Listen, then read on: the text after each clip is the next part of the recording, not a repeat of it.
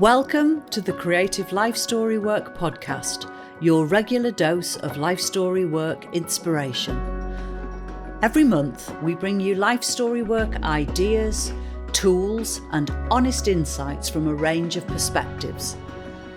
Stay connected to the latest thinking in life story work as we talk to people with lived experience, practitioners, local authorities, carers, and people who are shaping the way we help care-experienced children and young people make sense of their past and build a brighter future.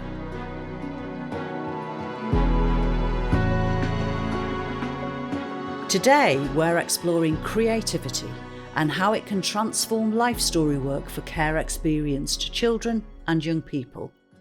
I'm absolutely delighted to welcome into the podcast studio today, Elena Miller. Elena has her own company called Starbright Arts, and she's also a Blue Cabin associate artist delivering life story work sessions with care-experienced children and young people. Elena is a passionate storyteller, writer, actor, singer, puppeteer and arts facilitator.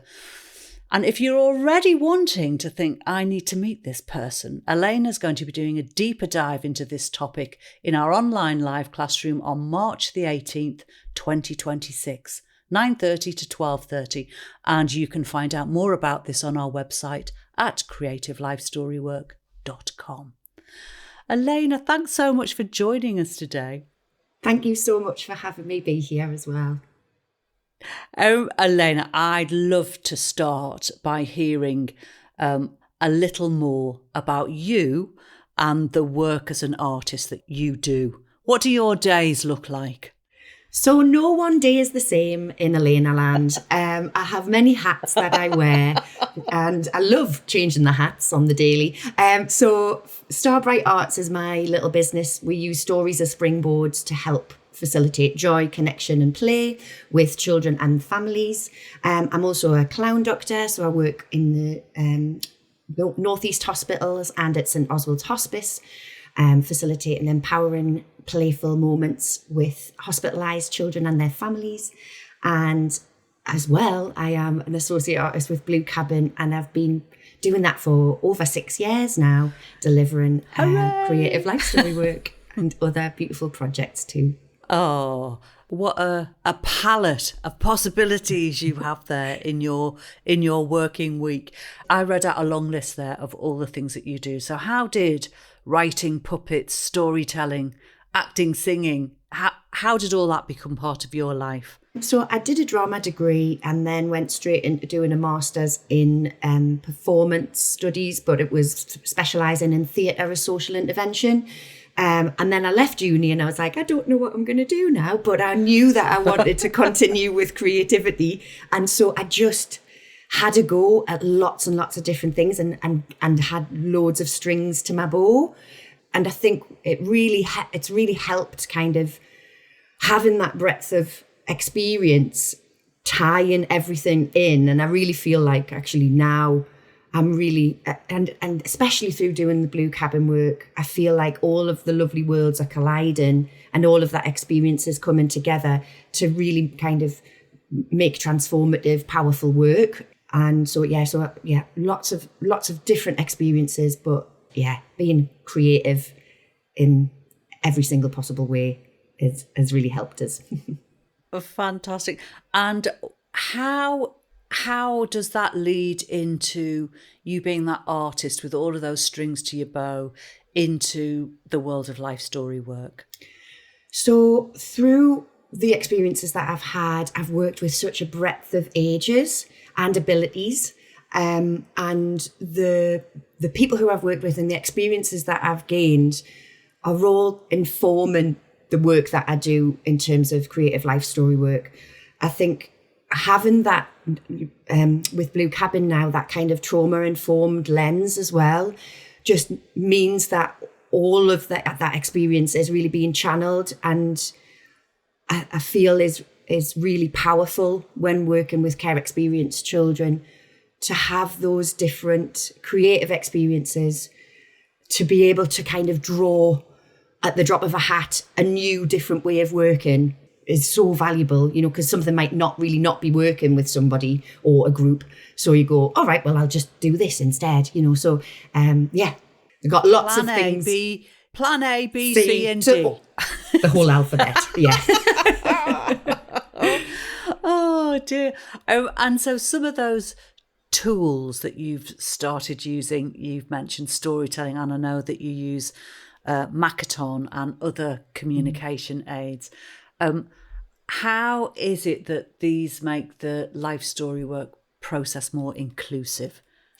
So if we're thinking about it in terms of like the trauma-informed principles, in terms of safety, setting up a safe space for young people, I think having a really clear visual representation of what's going to happen in that session. So I've started using, Widget is like a form of visual aids that certain organizations use. So I've started having flashcards for what's going to happen in a session so that I can explain to the children, this is what we're going to be doing here today, and then being able to take it away when it's finished. And then also using the Makaton for those visual aids as well. So again, there's that kind of three-way, there's the spoken word, there's the visual aid, and there's a sign. So if any children are struggling with verbal communication, that they might be able to sign what they want to do in the session. So again, there's that like element of choice as well, which is another one of the trauma-informed principles as well. So letting children, so showing them what we're going to do, but then also they have that decision as to what they might want to choose to do first or not do it all. And that's absolutely fine as well. Again, having all those strings to the bow, we can omit something if they don't want to do it. Having that choice and element of control is so important for the children. And then also there's the kind of the empowerment as well. So something that I've become really aware of recently is, this is through working with a theatre company called Bamboozle Theatre Company, who try not to use praise, direct praise. So it's more about noticing what the children has done rather than going, that's really good. It's about noticing what they've done. Like, I noticed that you've used that colour there, or I've noticed that you've used lots of spirals. Can you tell me why? So it's about giving them, like empowering them to see what they've created and comment on what they've done as well. Yeah. That's really interesting, because that's about framing it slightly differently so that they have the power over what they want to tell you about the drawing or the theatre piece that they've made. Yeah, that's really interesting. It's just about inviting agency to what they've done, and so that they describe it in their words or their own way, rather than us noticing us saying what we notice. It's about what they notice about what they've created. And at the very beginning, that maybe is in your first session when you're meeting some of the young people, what are some of the examples of something that you might do at the beginning, a playful thing that you might do at the beginning of the session that just kind of gently opens that door for, this is how it's going to be today? So something that I've, again, used in lots of sessions for creative life story work, and that it worked really well online and in person, was creating Makaton ground rules. So again, visual aids with the like, be kind, stay safe, looking and listening. And so showing them the Makaton sign. So we would all learn that together, and then we can play a quiz. So I would hold up the card and they would do the sign, or I'd do the sign and they would tell me what that rule was. So again, just being really playful in setting up the space to make sure that is as safe and welcoming as possible for those young people and their grown-ups too. That's important, the grown-ups in the room as well, playing. Yes. I imagine, I know that some of these moments are really powerful when you're facilitating the sessions. I wondered if you could tell us about a time when you noticed a young person really connect with the methods that you were putting in place in that session. So really interestingly, I think it was maybe one of my very first online sessions that I was delivering. And because we know that there's a really high percentage of children in care with additional needs. And there was a young boy, I say young, he was probably one of the oldest children in the group that I had. And he was autistic and grown-ups, his significant grown-ups in his life said that he might not join in, he might kind of stay off camera, he might not speak when prompted. And as the sessions went on, he became more active in the sessions. He would send little messages. The chat function became so important because he was able to write the things that he might want to say. And then at the end, it makes us feel quite emotional. At the end, in the last session, he actually wanted to make a speech to everybody. So to see that journey of a child being really shy, not joining in the ways that other children were, to then, by the end, I see that confidence like shining through the screen. I think that was a massive moment for me, just seeing the power of a virtual space and what that can actually facilitate for children and young people who have additional needs, because it's taken the pressure of being in a physical space. It's taken the pressure of verbal communication, because they can actually type it. And they can choose to join in as much or as little as they like in that space. But it ultimately, it can be transformative. Let's go to a break so you can hear about our Creative Life Story Work membership offer. We want people to gain more of an understanding about what it's like to be care experienced and to have a better understanding of what it actually means. Could Creative Life Story Work make a difference to the care experienced children and young people you work with? Maybe you're a social worker. I think we forget at our peril that actually telling a child the story of their early life is one of the most profound uses of social work power that we could ever operate. Perhaps you're a foster carer. When they say it's all about the child, it's not, because our experiences, it's about the carer and the child. And it just gives a new angle to our relationship because we're learning about each other together. A Creative Life Story Work membership will give you or your whole team access to resources, including activities you can use in direct work with children and young people, training with life story work experts, and lots more. And I think a lot of our children are looking for meaning, looking for, why is it I feel this way when my friends don't? Why is it I get angry internally and my friends don't? The greatest thing we see is when we are able to say to young people, this is your story, this is about who you are. And then children towards the end say, it's not my fault that these things happen, but it is something that I can do something about. And once we have that, then we know we can move forward. Find out about our membership for individuals and for organisations on our website, creativelifestorywork.com. In every introduction that I do, I talk about creative life story work, not only helping children explore their past, but also imagine their future. And I wondered what your thoughts were on how creativity and play supports that. So when I've been developing creative activities in terms of thinking about the future self, there was a couple of activities that I did. So one was like writing a letter to your future self with your grown-up.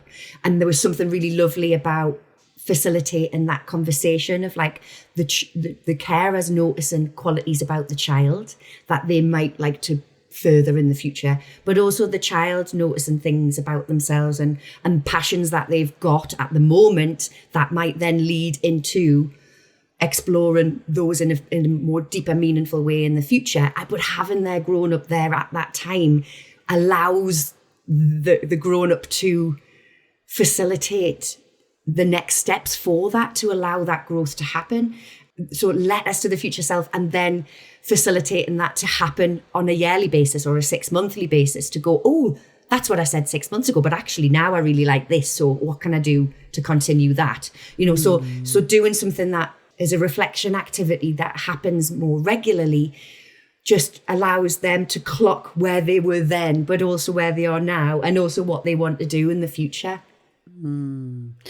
And for some of the people who are listening to this podcast who might be a bit nervous about using some of the creative tools and methods that you're describing, what advice would you give them? I think there's something really beautiful in the sense of doing something together.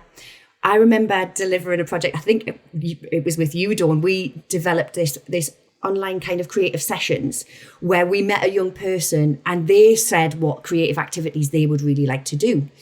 And I didn't really know very much about those things that they wanted to do. So it was about me going off and doing a little bit of research, finding some lovely creative things, sending them. And so we were on that journey together.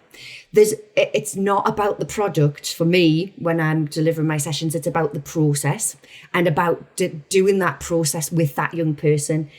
There are no mistakes. Well, ultimately we learn from mistakes, but we're making mistakes together, and we can share each other and go, oh, I that didn't quite work, but I might try that this way next time, or so. Not worrying too much. It's not about being the best artist in the world or having all the knowledge about something. But if you can be on a level with them and go on that creative journey together, that creates safety. That creates the choice and control and collaboration. That's you and them exploring together. I think I do remember that, Elena, and I think you had to go and learn all about watercolours. I think that's what it was. Yeah. It was watercolour painting, and I loved it. I was using salt, I was sprinkling salt. I was like finding beautiful pictures to try and recreate, and then I was showing some options, and then the child chose which options we wanted to do. So it was a beautiful journey of discovery. Yes. Oh, and again, for somebody who's listening to this, what would you say is like one really small first step that someone could take tomorrow, that if they were running a life story work session tomorrow, and what would be the first small step that they could do tomorrow? I think that would be finding some ways to be playful in your everyday life. I think so because I've recently come off the back of like a clown fellowship. So I've been learning about how to be more playful in my everyday. So even like exploring the world through the senses, just noticing your senses more. And because, we're working with children and if they do have additional needs, they might be encountering people, places, smells, sights for the very first time. And because we are older and we have experienced those things, like, how can we put ourselves back into that lovely childlike playful quality of interacting with an object like you've never interacted with it before? It could be a pen. Like, how does a pen work? Like what can you do? You can scratch your head with it. You can pick your nose with it. I'm obviously not going to suggest that the children would do that, but what does it smell like? How does it move? What are the functions of it? So just being more playful in the everyday and noticing things through our senses more, I think, is a really beautiful way to get playful again. As we grow older, we forget to play. We kind of have to fit the forms and constraints of society, but actually if we can forget about those a little bit and be a bit more playful in everyday life, then we can be more playful with the children that we work with too. Thank you. And I'm also just thinking about working with young people on their creative life story work. What about the space that you set up so that those young people feel safe to express whatever they want to express that day? I think when it comes to creating safe spaces, there's like key things to think about. Sometimes children might want a space away from a group. So I've experienced sessions where we might all be sitting around a table, but a child and their grown-up might be sat further away. And, to allow that to happen is brilliant, because ultimately if that's their safe space, that's fantastic.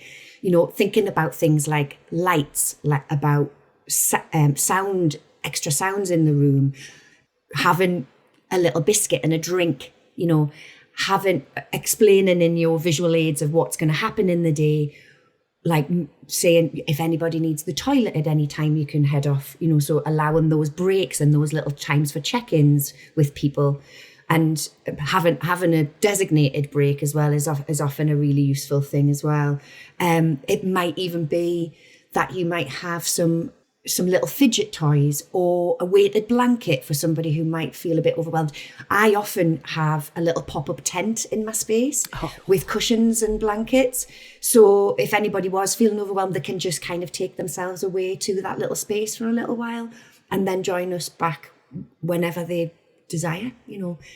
Ultimately, it's about choice and allowing the children to choose how much or how little they want to take part in that session. And even if a child sits in the tent for the full session, they can still hear and watch what's going on. That's their way of participating, and that's absolutely wonderful. Just for them to be present in the space with us is a total blessing. And then as the sessions go on, it's just about allowing them to join in within their own ways. I'm just imagining the tent in your session. It's very snuggy. Yes. And my final question for you this morning, Elena, if you had to sum up creative life story work in 3 words, what would they be? Connection, creativity, and relationships. Creativity, connection, and relationships. Thanks so much, Elena, for a glimpse into your playful world today. It's been an utter pleasure talking to you. Thank you. Thank you so much. If you want to meet Elena and find out more, then you can join our online classroom on March the 18th, 2026, 9:30 to 12:30. You can find out more about how to join us on our website at creativelifestorywork.com. Whether you're a foster carer, someone who has experience with the care system, or you work with children and young people, we hope this episode has given you an insight into how we can make life story work better for young people and how you can use it in your own practice. You can find out more about Creative Life Story Work on our website, creativelifestorywork.com, and you can find us on LinkedIn and Blue Sky at Creative LSW. Please do get in touch there with any comments or questions, as we'd love to hear from you. And if your podcast app allows, please do leave us a review, as it really helps others to find our show. So until next month, bye for now.